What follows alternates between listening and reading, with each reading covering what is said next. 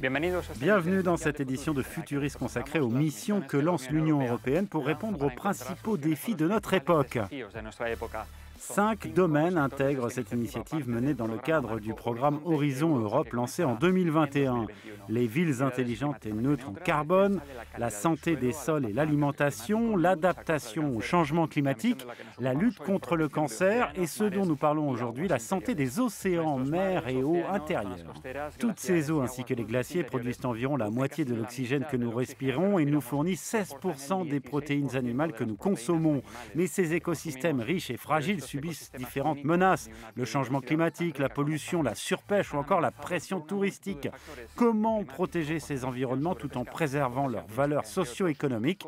Nous sommes rejoints depuis Bruxelles par Pascal Lamy, le président de ce comité de mission Océan, pour évoquer quelques-uns des objectifs concrets de cette démarche. Si on met une bouteille de plastique en haut du Mont Blanc, pour prendre un exemple, il y a 60% de chances que quelques années après, elle se retrouve dans la Méditerranée. Donc c'est un système, c'est très compliqué, et donc il faut faire énormément de choses dans plein de directions. Alors j'en donne quelques exemples. Il faut augmenter sérieusement le volume des zones marines que nous protégeons. Des zones marines protégées, il y en a quelques-unes dans le territoire européen. Notre objectif, en 2030, c'est 30% de zones marines protégées de notre surface aquatique. C'est un gros effort. Il faut doter les bateaux de pêche systématiquement de systèmes de géoposition qui permettent de les repérer de manière à vérifier que les activités de surpêche cessent, alors qu'aujourd'hui, on sait qu'il y en a beaucoup. Il faut inventer des moteurs propres pour des objets qui flottent sur la mer et sur les océans, et notamment dans les zones côtières, les ferries, tout ce qui est navigation côtière, qui est moins compliqué du point de vue énergétique que les grands transports intercontinentaux. Voyons un exemple précis du travail mené par les scientifiques européens pour rétablir le riche écosystème sous-marin d'une zone côtière dévastée après des décennies de déversements industriels. À son âge d'or au XXe siècle, cette usine métallurgique s'étendait sur 2 millions de mètres carrés. Elle a fermé en 1992. Mais il était déjà trop tard pour l'environnement marin des alentours. L'arsenic, le mercure, le chrome, le plomb et d'autres métaux lourds qui ont été déversés ont transformé le riche écosystème sous-marin local en dépotoir. Aujourd'hui, les chercheurs veulent remonter dans le temps.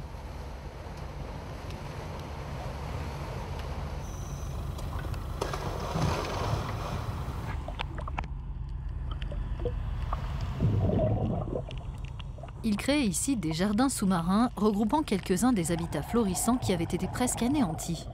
Cette restauration marine intègre certaines variétés d'algues et espèces de coraux, mais aussi la Posidonie, Posidonia oceanica, une plante sous-marine endémique et menacée de Méditerranée. Nous devions intervenir pour sauver cet important herbier de Posidonie. En améliorant encore la qualité écologique de cette zone, la restauration de la Posidonie amènera une nouvelle biodiversité, une valeur ajoutée à ces eaux. Notre objectif, c'est que du point de vue de la biodiversité, cette zone retrouve l'état dans lequel elle était au début du XXe siècle.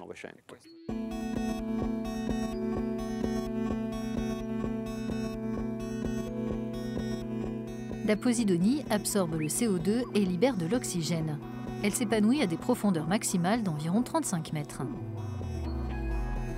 Ces scientifiques qui participent au même projet de recherche européen étudient sa biologie pour comprendre non seulement comment on peut aider cette plante sous-marine à recoloniser ses habitats, mais aussi comment elle fait face à d'autres menaces pour sa survie, notamment aux eaux qui se réchauffent. En réalité, la Posidonie est plus résistante que ce qu'on pensait quand on a commencé nos études.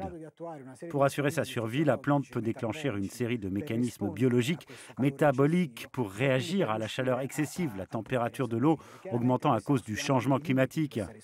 On cherche à savoir quelle est la limite de la réponse de la plante, au-delà de quelle température la croissance de la Posidonie et ses chances de survie sont-elles compromises.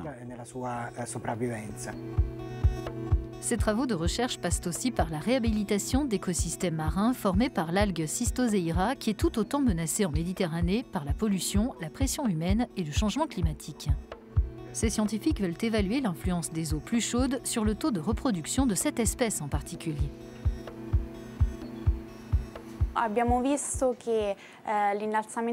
On a établi que la hausse de la température de l'eau dégrade totalement le cycle de vie de cette espèce d'algue.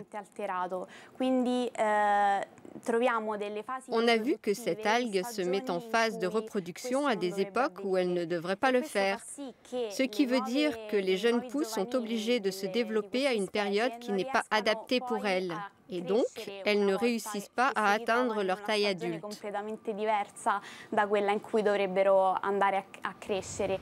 70% des mers et océans du globe ont enregistré un net déclin de la biodiversité ces dernières années, selon ces scientifiques.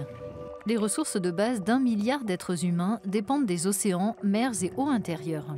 La restauration sous-marine peut aider à protéger cet équilibre entre préservation et exploitation. Mais les défis sont immenses. Quand il s'agit de restaurer une parcelle de forêt amazonienne qui a été détruite, coupée ou brûlée, le processus nécessitera probablement des dizaines d'années. Sous la mer, il existe des activités de restauration comme les forêts de macroalgues qui prennent à peu près le même laps de temps. Mais quand on a affaire à des récifs coralliens en eau profonde ou à des bancs de corail blanc, eux ont besoin de centaines d'années pour reprendre leur croissance. En plus des habitats naturels côtiers, les chercheurs veulent réhabiliter les fonds rocheux peu profonds et les écosystèmes de haute mer. Selon eux, la biodiversité marine peut à nouveau prospérer si on lui donne un peu d'aide.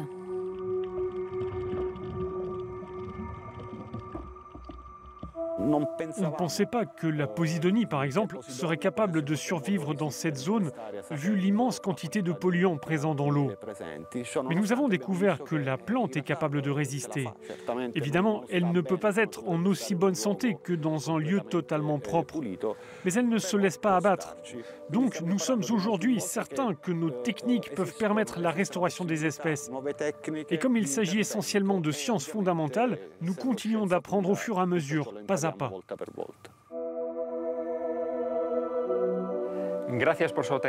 C'est la fin de cette édition. Merci de votre attention. Plus d'infos sur ces missions lancées par l'Union européenne sur notre page Futuris et nos réseaux sociaux.